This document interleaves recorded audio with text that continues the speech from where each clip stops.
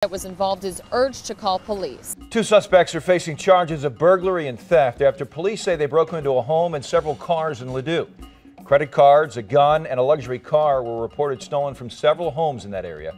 Courtney Bryan is live with the Bommarito Street Fleet in Ladue tonight with more on this story. Courtney. Steve, police here in Ladue believe those suspects came here in September specifically for a night of crime. What's more, police say they believe the suspects may have taken the metro to get here. The crimes happened on the evening of September 11th, but this week charges have been filed against the second suspect accused in a string of burglaries, thefts, and car break-ins in Ladue. 20-year-old Antoine Brown and 19-year-old Devondre Mays are both facing charges of first-degree burglary and several charges of stealing. Together, police say they confessed to stealing cash and credit cards from cars parked on several streets off Litzinger Road. A gun was also stolen from an attached garage as the couple slept inside the house. Police say they went on to steal a 2015 Cadillac Escalade, which was used as a getaway car. The keys had been left inside.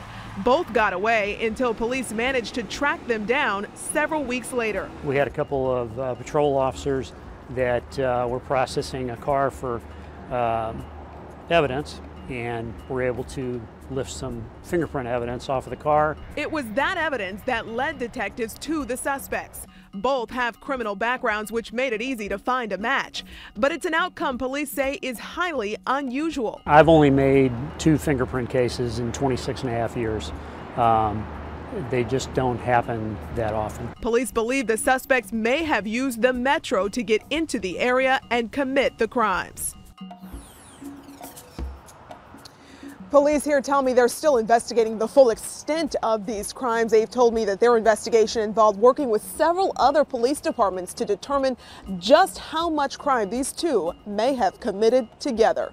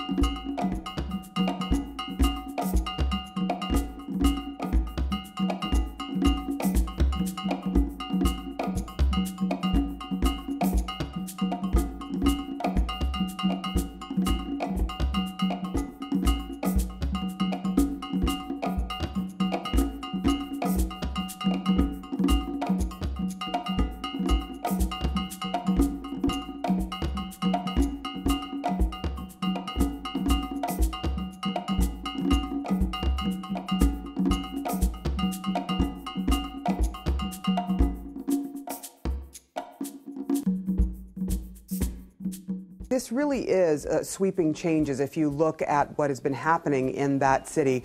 Basically what a judge has decided, and he has just been put in place, he replaced the old judge, has decided to withdraw all of the warrants that exist in Ferguson at the time being, and that's all warrants. We made that clear with the city. It also gives you some idea, and there's a sort of a list of things that this does. Basically, they're withdrawn, but the cases are not withdrawn. In other words, it's kind of wiping the slate clean, letting people come to court and try to resolve some of these issues. And one of the big issues is, of course, some of these warrants came from things like traffic fines or unable to show up to court.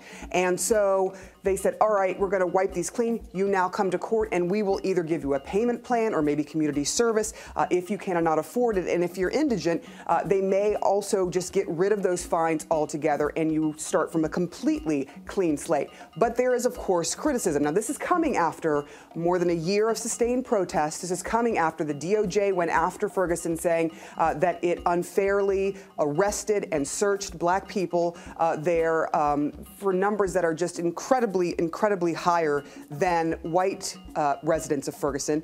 And so some people are saying, hey, if some of these arrests in the first place were suspect, why don't you just wipe it all clean and start from zero? But the city says, look, this is an olive branch. These are sweeping changes. They're important changes. We're making an effort here.